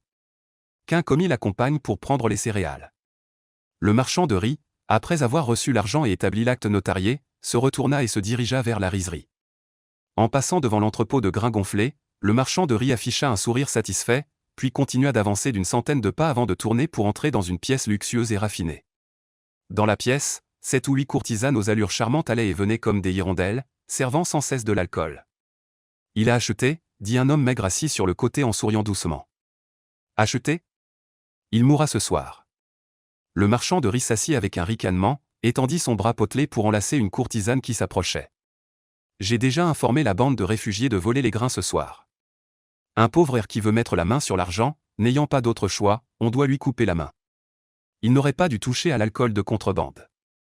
L'homme maigre poussa un soupir de soulagement. Un homme grossier et malhonnête aurait dû se contenter de gagner quelques pièces d'argent par des moyens risqués, mais il a appris à faire du commerce. Le patron Zou du restaurant Fugui est également un imbécile, pareil, il a même versé un acompte. Ne t'occupe pas de ce pauvre air mort. Le printemps de février du frère lui semble encore une fois être un grand succès de vente. Ah, c'est facile à dire. Quand le ciel est sombre, à 10 lis de la ville de Jougong, ce commis a finalement trouvé la grange à grains cachée. Choumu soupçonne fortement que ce jeune commis qui les guide retarde délibérément le temps, car il a indiqué le mauvais chemin à plusieurs reprises. Frappe-le, Siu, dit Choumu froidement. Siu attrapa le commis de la boutique de grains et le frappa violemment plusieurs fois, jusqu'à ce que le jeune commis s'enfuit en hurlant, monte à cheval et retourne en pleurant vers la ville de Jougong. Patron, quelque chose ne va pas. Shen Sheng s'approcha en fronçant les sourcils. Y a-t-il un problème avec les grains? Ce n'est pas le cas, j'ai tout regardé, c'était vraiment du bon grain, mais maintenant il fait sombre, rentrer comme ça risque de causer des problèmes. Dès que la nuit tombe, même les soldats patrouillant à proximité retournent au camp. Patron, pourquoi ne pas trouver un endroit pour se reposer et retourner à Wangzhou demain? Non, Choumu secoua la tête. Passer la nuit en pleine nature est encore plus dangereux. Patron, alors? Shen Sheng dit au gars d'accrocher les lanternes aux chevaux et d'attacher des pierres au bâton de sifflet pour retourner à Wangzhou. Choumu savait déjà qu'il courait des risques, mais il n'avait pas le choix, s'il ne pouvait pas obtenir cette cargaison de grains, il manquerait le délai et la première affaire avec le restaurant riche et noble serait considérée comme une rupture de contrat. Ce serait également la mort. Les gars, Choumu serra les dents et saisit son bâton de sifflet. Vous êtes tous des hommes courageux, je vais parler franchement, pour ce retour à Wangzhou, chacun recevra une taelle d'argent supplémentaire. La fortune se gagne au péril avec un bon courage, d'ici quelques années, nous serons tous des riches messieurs. Les 5 charretiers, en entendant cela, affichèrent tous une expression d'espoir et de détermination. Siu, tu prends la tête avec le premier chariot. À côté, Siu se frotta les mains puis se retourna et monta sur le chariot. Sous le clair de lune, un chemin de boue étroit et long. 5 chariots formaient une ligne de serpents, les roues tournant rapidement, soulevant des nuages de poussière de temps en temps. Frère Mu, devant c'est la route officielle, c'est sûr. Assis sur le premier chariot, Siu se retourna et cria. Mais il ne s'attendait pas à ce que Choumu derrière lui lâche froidement une phrase. Siu, tourne vers le petit chemin. Le petit chemin pour revenir à Wangzhou est non seulement difficile mais aussi plus long d'une dizaine de lis, mais c'est actuellement la méthode la plus sûre. La route officielle, il n'y a déjà plus de patrouilles de soldats. Le patron a été attaqué sur la route. Alors que les 5 chariots s'apprêtaient à tourner vers le petit chemin, ils ne s'attendaient pas à ce qu'au carrefour du chemin, il soit déjà rempli d'arbres brisés empilés, au moins jusqu'à la taille. Non seulement cela, mais devant, sans aucun signe avant-coureur, des lueurs de feu vacillant de manière irrégulière apparurent. On pouvait aussi entendre des cris frénétiques. Patron, ce sont des réfugiés. Comment ces réfugiés ont-ils su que nous retournions à Wangzhou, au point même de bloquer la route? La voix de Shen Sheng tremblait. Éteignez les lanternes des chevaux. Choumu serra les dents et scruta rapidement les alentours. Allons vers le bosquet de droite. En entendant les paroles de Choumu, les 5 voitures éteignirent immédiatement leurs lanternes, ne se fiant qu'à la faible lueur de la lune pour avancer difficilement sur le chemin dans le bois. En temps normal, les réfugiés n'auraient jamais été aussi frénétiques, car affamés et sans force, ils n'auraient guère songé à poursuivre une voiture tout au plus auraient-ils couru un moment avant d'abandonner en voyant qu'ils ne pouvaient pas rattraper. Mais maintenant, les réfugiés derrière étaient comme devenus fous, sous le clair de lune, telle une fourmilière éclaboussée d'huile bouillante, surgissant de toutes parts, se précipitant furieusement.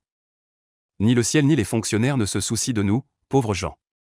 Que faire quand on meurt de faim? On mange de l'écorce, on mange des chevaux, on mange des humains. De toute façon, c'est la mort, mais il ne faut pas mourir de faim. Une voix extrêmement séductrice s'éleva en hurlant à l'arrière. Accompagnée de voix de plus en plus fortes qui l'appuyaient. Patron, ces gens sont devenus fous. Shen Sheng fouettait le cheval désespérément, sa voix était déjà pleine de terreur. Vite, que celui de l'arrière déchire les sacs de grains et jette 2 sacs de riz et de blé par terre. Le conducteur de l'arrière, entendant cela, s'empressa de le faire, déchirant 2 sacs de grains et les poussant vers le bas. Instantanément, la poussière de riz et de blé s'éleva dans les airs, faisant hésiter un instant les réfugiés qui approchaient de plus en plus, puis ils se ruèrent follement vers le sol. Même s'il s'agissait de grains crus, ils n'attendirent pas et, avec de la terre sale, les enfournèrent par poignées dans leur bouche, les avalèrent en les faisant rouler dans leur gorge. Quoi qu'il en soit, ils avaient réussi à prendre un peu de distance. Choumu prit une grande respiration, ce qui était rare. Le danger était loin d'être écarté. Sentant l'odeur du riz et du blé, de plus en plus de réfugiés les suivaient. Quelques-uns, comme des fous, couraient pieds nus à toute vitesse, et il semblait qu'ils allaient s'accrocher au chariot. Soulever le bâton. Le dernier conducteur de chevaux, en entendant cela, saisit rapidement son bâton de garde et le frappa violemment sur le côté à plusieurs reprises. Après plusieurs coups, les quelques réfugiés déments furent enfin repoussés, s'agenouillant par terre, hurlant de rage et déchirant frénétiquement leurs cheveux emmêlés. « Patron, on a dévié de la route. » Shen Sheng serra les dents. « D'abord, débarrassons-nous des réfugiés. » Choumu se frotta les tempes avec fatigue. « Si les réfugiés nous encerclent, il y a de fortes chances qu'on meure là-dedans. » Choumu était convaincu que quelqu'un manigançait pour le piéger et le tuer en chemin. « Patron, il y a un bruit derrière, ça revient. » Le dernier cocher poussa un cri de terreur. Choumu, le visage froid, réfléchit rapidement puis parla d'une voix grave. « Shen Sheng, va chercher les lanternes. Xiu, descend et trouve quelques grosses branches. » Quand Shen Sheng et Xiu arrivèrent en courant, Choumu sauta rapidement de la charrette, attacha les branches à la longueur de la charrette avec une corde de chanvre, y suspendit les lanternes. Puis il leva son bâton et le frappa violemment dans l'abdomen. Le vieux cheval hennit de surprise, tirant 3 ou 4 branches chargées de lanternes, et s'enfuit frénétiquement. « Monte vite !» Choumu n'osa pas tarder, après avoir pressé, il sauta avec Shen Sheng chacun sur une charrette et continua à les conduire dans une autre direction. Quant à cette charrette remplie de lanternes, sa chance était bien moindre. Choumu vit de loin qu'en moins d'un demi-bâton d'encens, toutes les lanternes s'éteignirent, et il entendit encore le pauvre vieux cheval pousser des hennissements pitoyables. Pauvre vieux cheval, il va être dévoré vivant. Choumu resta un instant silencieux, mais sacrifier une charrette pour rentrer sain et sauf à Wangzhou était déjà une bonne issue. Les gars, prenez un détour par le chemin. Bien qu'ils aient encore rencontré quelques réfugiés isolés, les 4 charrettes restantes avançaient si vite qu'ils aperçurent bientôt les contours de la ville de Wangzhou. Propriétaire, les portes de la ville sont fermées. Même pendant la journée, pour empêcher les réfugiés d'entrer dans la ville, on n'ouvre que la moitié de la porte, et encore moins en pleine nuit. Ce n'est rien, dit Choumu d'un air calme. S'il n'avait pas été préparé, il aurait depuis longtemps été réduit en miettes dans ce monde chaotique qui dévore les gens sans rien recracher.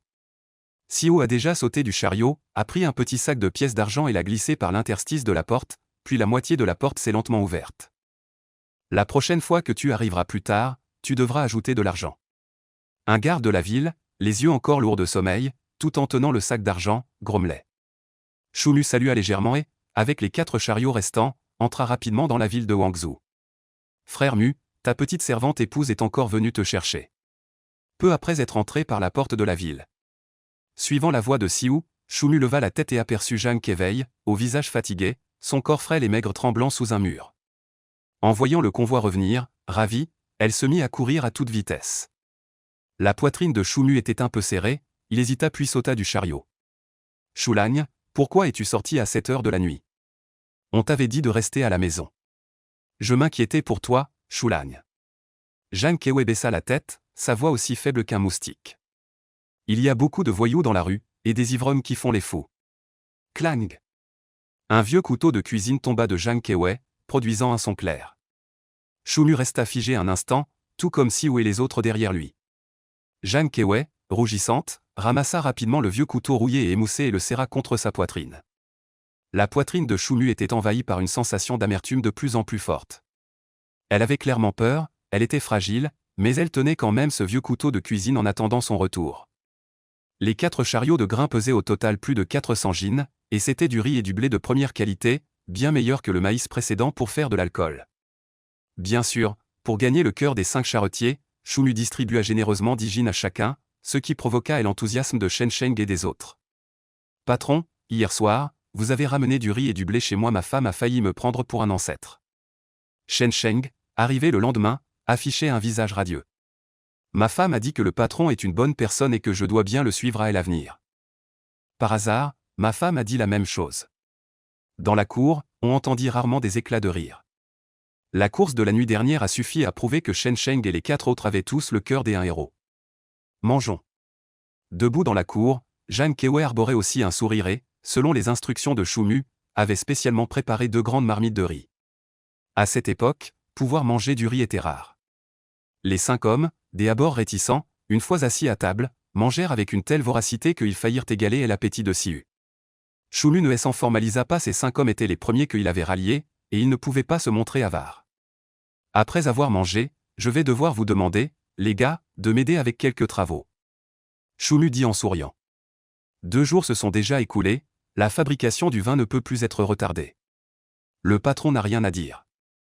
Choumu hocha la tête et s'apprêtait à continuer à parler des étapes de la fabrication du vin, quand soudain, avec les aboiements du vieux chien dans la ruelle, un groupe de silhouettes apparut lentement devant la cour. « Frère Mu, j'ai entendu dire que tu es rentré en ville la nuit dernière, j'étais tellement inquiet. » La voix de la vieille femme. Choumu fronça les sourcils. 5 hommes costauds, et même Siu, posèrent froidement leur bol grossier. Jeanne Kewe était un peu désemparée, elle se baissa et ramassa le vieux couteau à fendre. « Rentre dans la maison, » dit Choumu d'une voix faible. Jeanne Kewe hésita un instant, puis, après avoir entendu les paroles de Choumu, courut rapidement dans la maison. Siu ouvrit la porte. Choumu se rassit calmement et dit d'un ton léger. Siu, à contre-cœur, fit quelques pas et tira brusquement la porte de la cour. Un groupe de silhouettes entra rapidement dans la cour. Choumu leva la tête en souriant et découvrit que non seulement la vieille femme chat était venue, mais aussi Magési, suivie d'une dizaine de porteurs de bâtons. Le frère Mu mange déjà du riz. La voix de la vieille femme chat était aigre. Sans attendre que Choumu l'invite, elle tira une chaise et s'assit lentement. J'allais justement partir à la recherche de la vieille chat, mais maintenant, cela m'évite un trajet. Il sortit une bourse d'argent de sa poitrine et la jeta froidement devant la vieille femme chat. La vieille femme chat se baissa précipitamment pour la ramasser, la compta plusieurs fois, puis continua à ricaner en parlant. Tout à l'heure, j'étais confuse, j'ai oublié de dire que les 15 taels n'étaient pas le bon compte.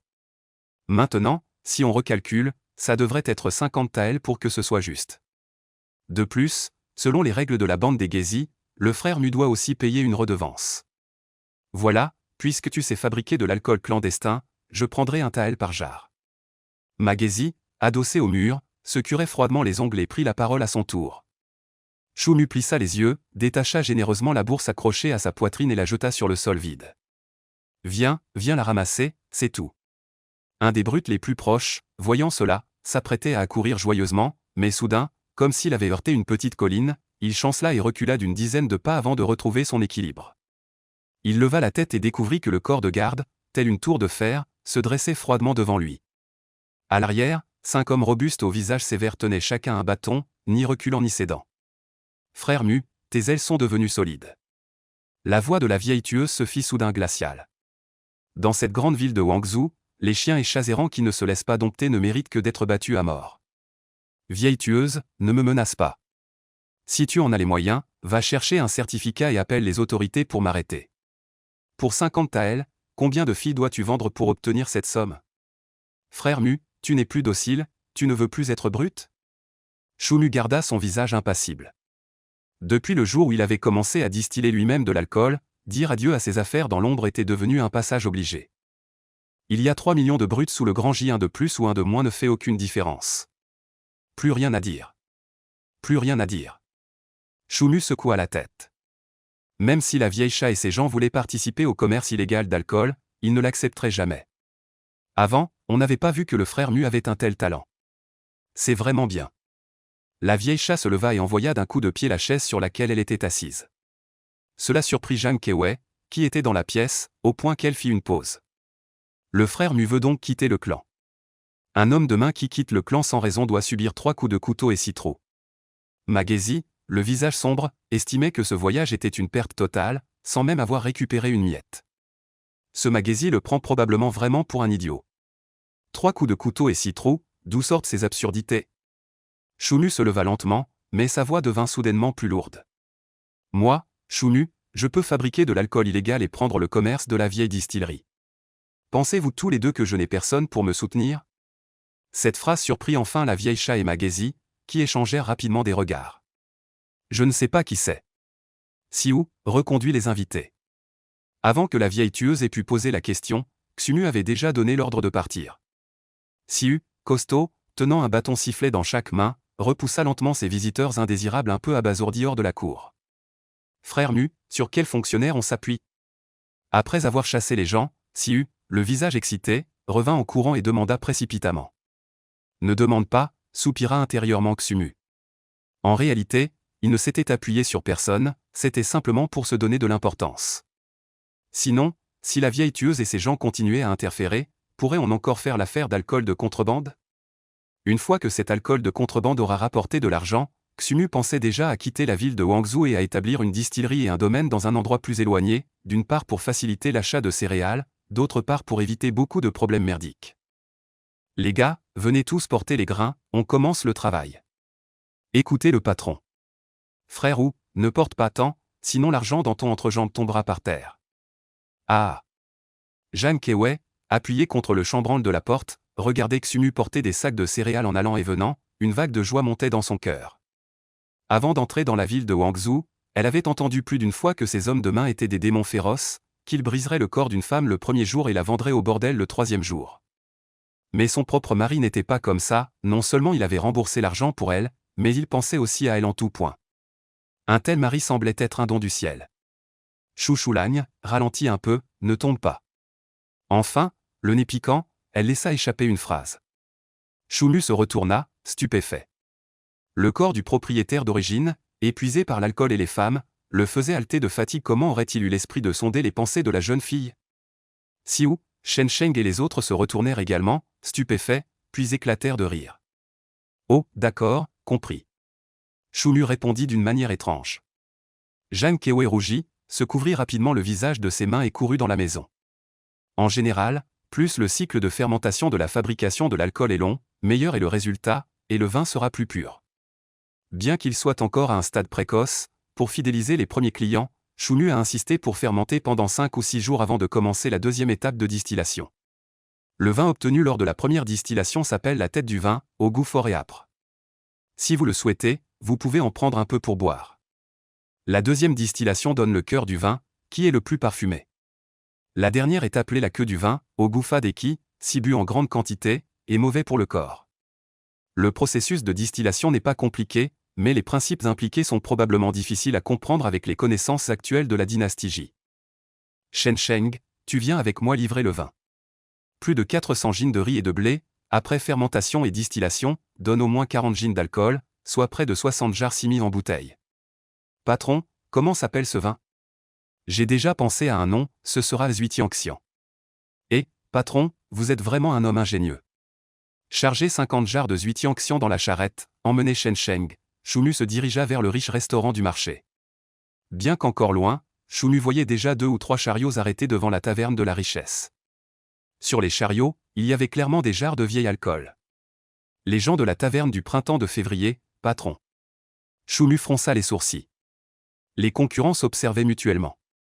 Dans la ville de Huangzhou, il y avait des dizaines de tavernes de vieil alcool, grandes et petites, et parmi elles, la taverne du printemps de février était la plus grande. Tôt ou tard, il y aurait une confrontation entre les deux. Zhu Fu, qui se tenait devant la taverne, ouvrit une jarre de vieil alcool du printemps de février, la huma, puis perdit tout intérêt, la lâchant et la posant. Plusieurs commis de la taverne qui livraient l'alcool avaient l'air mécontents et continuaient à se plaindre. Shen Sheng se faufila. Choumu parla froidement. Bien, patron. En entendant cela, Shen Sheng prit aussi un air froid et conduisit le chariot avec un petit dérapage parfait, se plaçant devant les chariots de la taverne. Et, que faites-vous? Nous sommes de la taverne du printemps de février. Choumu descendit du chariot en souriant et écarta les commis bruyants de la taverne. Maître Zhu, ne m'attendriez-vous pas? En voyant Choumu arriver, Zhu Fu afficha un sourire rare. Les commerçants sont ainsi, avides de profit. Pendant cette période, l'alcool de contrebande de Choumu avait rempli son restaurant presque tous les jours. Les soi-disant printemps de février ou printemps de mars sont déjà dépassés. Il a un nom maintenant. On l'appelle ivresse céleste. Choumu répondit calmement. Maître Zhu, mon chef de guilde lui viendra lui-même vous parler. Et ce manieur de bâton, attendez-le bien aussi. Zhu Fu, le visage froid, se retourna en insultant quelques mots. Les commis de la boutique des alcools, effrayés, se hâtèrent d'atteler le chariot et firent demi-tour pour partir. Ne fais pas attention à ces chiens. À mes yeux, on utilise l'alcool du meilleur. Tout en parlant, Zhu Fu s'avança de quelques pas, puis ouvrit une tape un jarre d'alcool. Instantanément, et l'arôme parfumé de l'alcool se répandit devant le restaurant, attirant plusieurs clients du restaurant qui, humant l'odeur, se retournèrent. Zhu Fu n'en a bu qu'une petite gorgée, son expression tendue s'est immédiatement animée. Ce vin est plus fort que le précédent, et la sensation de le faire descendre dans la gorge est encore plus agréable. Comment va le patron Zhu? Chu Mu a en fait poussé un soupir de soulagement. En voyant l'expression de Zhu Fu à ce moment-là, la réponse était déjà évidente. Ce vin est très bon. Bien sûr qu'il est bon. La dernière fournée était faite de vieux maïs, celle-ci est faite de grains raffinés de riz et de blé. Pour notre première coopération, en signe de sincérité, j'ai utilisé des grains raffinés de riz et de blé. Pour la prochaine fournée, si vous voulez un tel vin, le patron Zhu devra augmenter le prix. Encore une augmentation? Le visage de Zhu Fu changea légèrement, mais il sembla comprendre quelque chose. Si à l'avenir ce sont tous de tels bons vins, je vous donne 5 taels par jarre, quelle importance? Bien dit. Ah, bien. Je ne me suis vraiment pas trompé sur vous. Après avoir obtenu le bon vin, Zhu Fu ne fit pas de cérémonie et tendit une bourse bien remplie à Chu Mu. Maître Chu, vous ne comptez pas? Coopération agréable. Zhu Fu avait même changé sa façon de s'adresser à lui. Je fais confiance au patron Zhu, pourquoi compter? Le propriétaire Chu est vraiment une personne merveilleuse, j'espère que nous pourrons nous fréquenter davantage à l'avenir. En quittant le restaurant Fugi, Chu Mu poussa un soupir de soulagement. La première affaire d'alcool de contrebande a finalement porté ses fruits. Shen Sheng se dirigea vers le bureau officiel. Pourquoi le patron va-t-il au bureau officiel? Acheter un terrain. Chu Mu avait déjà pensé que rester dans la ville de Guangzhou n'était pas une sage décision. Il valait mieux établir une distillerie et une ferme dans un endroit plus sûr à l'extérieur de la ville. À ce moment-là, avec la distillerie comme centre, non seulement dans la ville de Guangzhou, mais aussi dans les villes plus éloignées, il pourrait étendre les ventes de Zhuitiangxian. En dehors de l'argent pour la prochaine récolte de grains, les 100 taels restants sont largement suffisants pour acheter un bon terrain. Nom et origine, Chu Mu, vagabond de Guangzhou. Le vieux fonctionnaire chargé de l'enregistrement au bureau officiel leva légèrement la tête, plissa les yeux et regarda Chu Mu 2 fois. Si je ne me trompe pas, tu étais auparavant un porteur de bâtons. Vous avez raison, monsieur le fonctionnaire. Parmi les 3 millions de porteurs de bâtons de Daji, vous êtes probablement le plus remarquable aujourd'hui. Les brutes du Grand J ont une réputation au plus bas, la plupart finissent morts dans la rue. Ceux qui, comme Chu Mu, gagnent de l'argent pour acheter des terres sont extrêmement rares. Le vieil officier, apparemment soulagé, se leva en chancelant, sortit une pile de titres de propriété du casier en bois à côté, puis fouilla et en choisit un. Pour construire votre distillerie et votre domaine, il est préférable d'être près d'un ruisseau ou d'une rivière, pour un accès facile à l'eau. Ce terrain était autrefois un élevage de chevaux d'un vieux béran, qui, craignant que la ville de Guangzhou ne soit un jour prise, a déménagé tôt dans la ville intérieure. Au nord, il y a des forêts de montagne au sud, un ruisseau. À 40 li de Guangzhou, 80 li de Hezhou, et il y a aussi de nombreuses grandes villes dans les environs. C'est vraiment un bon endroit. Chu Mu était très excité, il devait admettre que la recommandation du vieil officier était presque parfaite. Mais laissez-moi d'abord vous dire une chose. Le vieil officier marqua une pause, son visage devint légèrement grave. Si un jour les Bédis percent les défenses de Guangzhou, votre distillerie et votre domaine sur la route de Siton seront les premiers visés, devenant une cible évidente pour le pillage. De plus, bien que les réfugiés ne puissent pas venir chez vous, de nombreux bandits et voleurs cibleront votre commerce. Chu Mu fronça les sourcils. Mais ce n'est pas grave, j'ai un autre endroit adossé à la ville de Guangzhou, à 10 li de distance. Bien que chercher de l'eau et du bois soit beaucoup plus loin, c'est très proche du camp militaire, donc ce sera très sûr. Vieil homme, je veux le titre de propriété de la route des 4 voies. Chu Mu joignit les mains avec sérieux.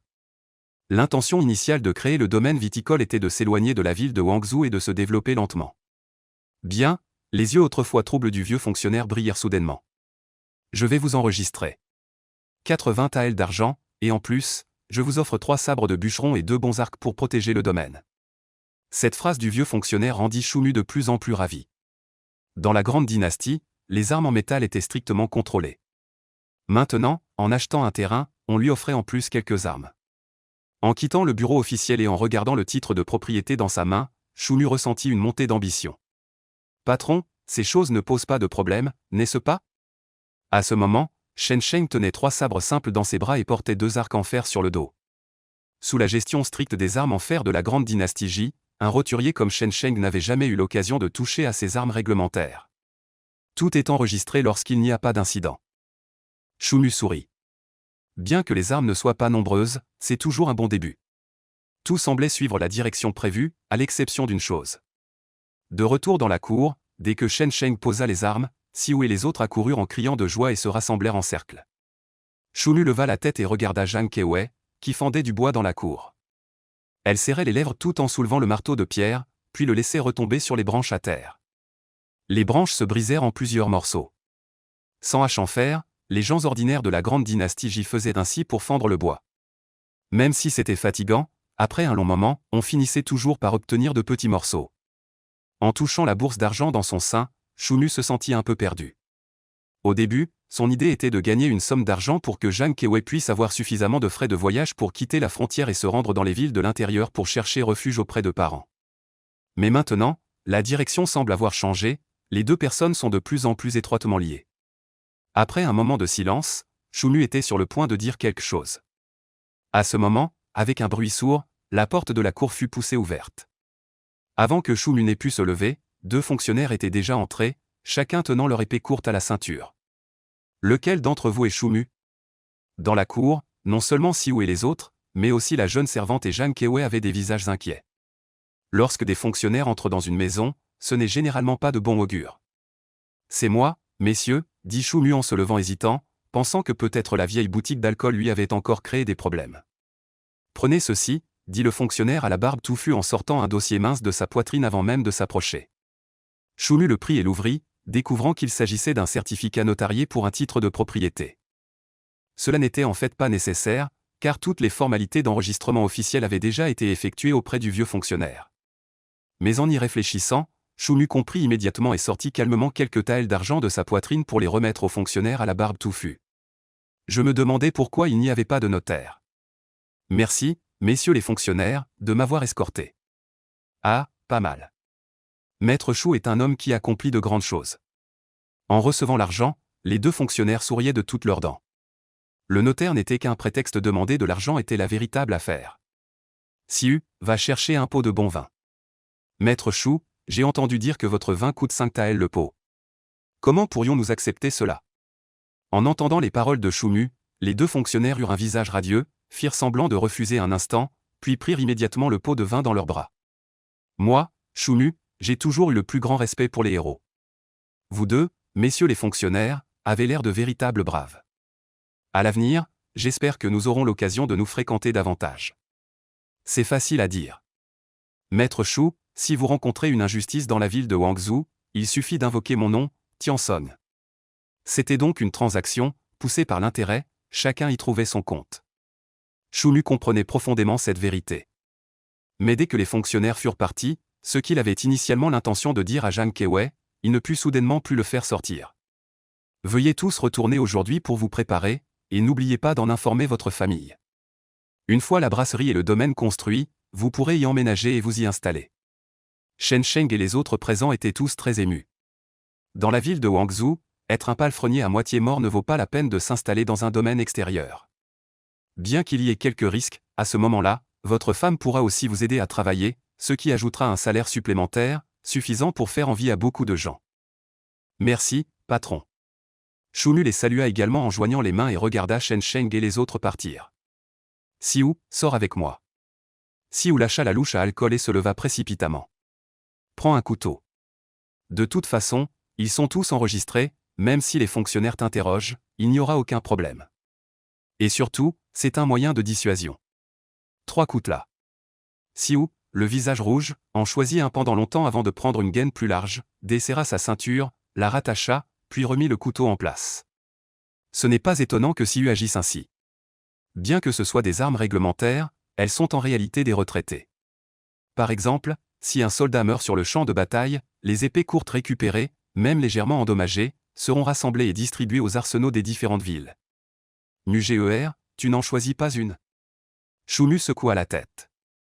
Emporter trop en se montrant ostensiblement n'est de toute façon pas une bonne chose. Une seule suffit.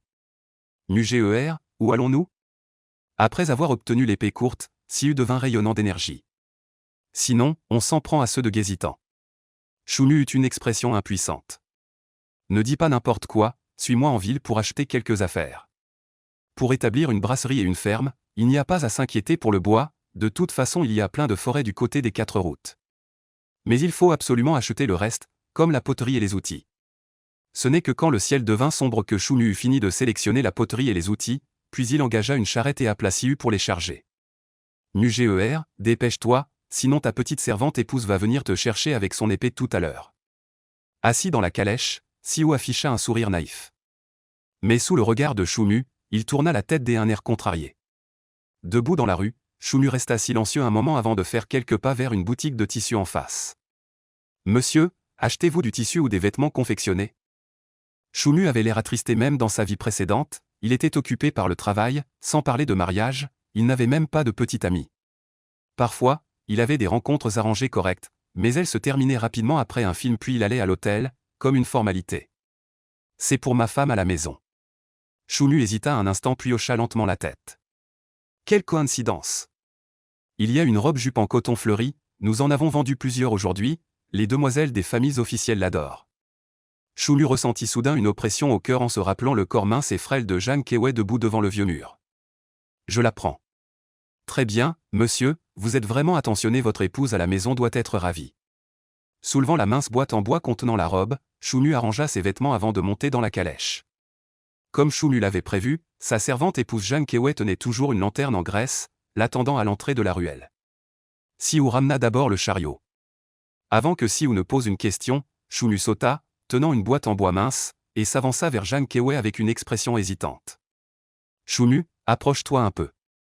Depuis qu'ils se connaissaient, Jeanne Kewei semblait craindre que Chunu ne soit en colère, et elle se tenait toujours délibérément un peu plus loin. Chunu ouvrit la boîte en bois mince, en sortit la jupe à motif fleuri et la posa dans les mains de Jeanne Kewei. Jeanne Kewei resta figée, une expression de surprise joyeuse traversa son visage avant de se transformer en tension. Chouchou, je ne peux pas l'accepter, c'est trop cher. Tu te méprends, dit Chunu avec difficulté. Ce que je veux dire, c'est que je te le prête. Tu devras me rembourser l'argent du vêtement, 2 wen par jour, jusqu'à ce que ce soit fini. En se retournant, Chunu se donna une gifle. Dieu sait ce qu'il avait dit de confus tout à l'heure. Chunu ne savait pas qu'après qu'il se soit retourné, Jeanne Kewei, tenant la jupe, les yeux humides, affichait un sourire extrêmement joyeux. En 2 jours, Chunu avait bien préparé tout ce à quoi il pouvait penser, et avait également acheté 2 chariots plus grands pour transporter des charges lourdes. De plus, il avait envoyé quelqu'un inspecter le côté de Sitonglu, et il n'y avait aucun problème, c'était vraiment un bon endroit. Siu, range un peu, dès que Shen Sheng et les autres arriveront, on partira immédiatement. Sitonglu, où se construit la brasserie, est à plus de 40 li de la ville de Wangzhou, même en roulant sans encombre, il faut plus d'une demi-journée. Frère Mu, tu ferais mieux d'aller voir dehors dans la cour. Siu, tout en déplaçant des tonneaux en bois, dit naïvement. Qu'est-ce qu'il y a? Un vieux salaud ramasse et mange chaque nuit les drèches de vin dehors dans la cour. Les drèches de vin sont les résidus après la fermentation du vin, généralement utilisés comme nourriture pour les cochons, très difficiles à avaler, mais en ces temps, certains vieux ivrognes sans argent pour acheter du vin vont ramasser les drèches pour satisfaire leur dépendance. J'ai entendu dire qu'il y a quelque temps, une vieille ivrogne qui ramassait de la drèche avait été battue à mort près de la vieille taverne du printemps de février. Chunu sortit silencieusement de la cour et, comme prévu, trouva un petit vieillard ivre mort couché par terre près du fossé extérieur, avec un morceau de drèche coincé dans la bouche. La gourde de vin attachée à sa taille présentait déjà des fissures marquées. Ce qui surprit légèrement Chunu, c'est que ce petit vieillard portait encore une robe d'érudit sale, et dans la ceinture de son pantalon attaché avec une corde, il avait glissé un livre des sages. Dans le Grand J, les affaires militaires ne prospèrent pas, au contraire, l'étude de l'encre et des livres attire les gens comme des canards. Un poème ou un essai absurde, s'il vient d'un puissant, suscite des louanges excessives. En théorie, dans une telle atmosphère sociale, ce genre de vieux érudits ne devrait pas vivre aussi misérablement. Patron, nous sommes arrivés. Alors que Chunu réfléchissait, Shen Sheng et les autres arrivèrent déjà avec leurs chariots respectifs, chargés de divers outils. Et, le fou lettré, s'exclama Shen Sheng en s'approchant. Shen Sheng, tu sais?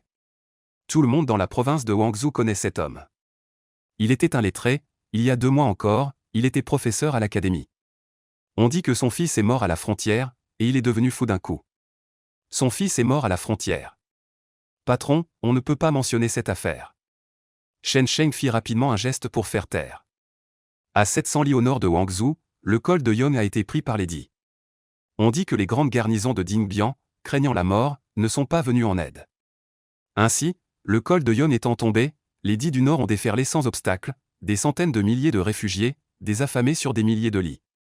Patron, patron, n'en dites pas plus, n'en dites pas plus. Shen Sheng, le visage pâle, regarda autour de lui avec panique, puis implora à nouveau à la hâte. Choumu baissa la tête en silence, regardant le vieux lettré par terre. PFF. Le vieux lettré recracha soudain la lie de vin, comme s'il proférait à nouveau des paroles d'ivrogne. Les 10 reines ont brisé nos frontières, le pays est en ruine, l'insécurité règne. Et vous, vous barbouillez encore de l'encre pour des pièces de théâtre, écrivant des articles sur un prétendu âge d'or? Attendez-vous que les 10 reines arrivent sous les murs de la ville pour les transpercer avec vos plumes? Donnez-moi 3 onces de vin jaune et 2 onces de fèves, dans l'autre vie je ne serai pas un sujet de la dynastie J. Après avoir insulté un moment, le vieux lettré se rendormit profondément. Vous ne savez pas, patron, quand il n'a plus de vin, il va souvent à la taverne en mendier. Quand il en a trop demandé, les autres ne veulent plus lui en donner, alors il mange de la lie et fouille dans les seaux à eau grasse. Shen Sheng, apporte un pot de vin. En entendant cela, Shen Sheng, bien que perplexe, se dépêcha de retourner dans la cour et d'en sortir un pot de vin.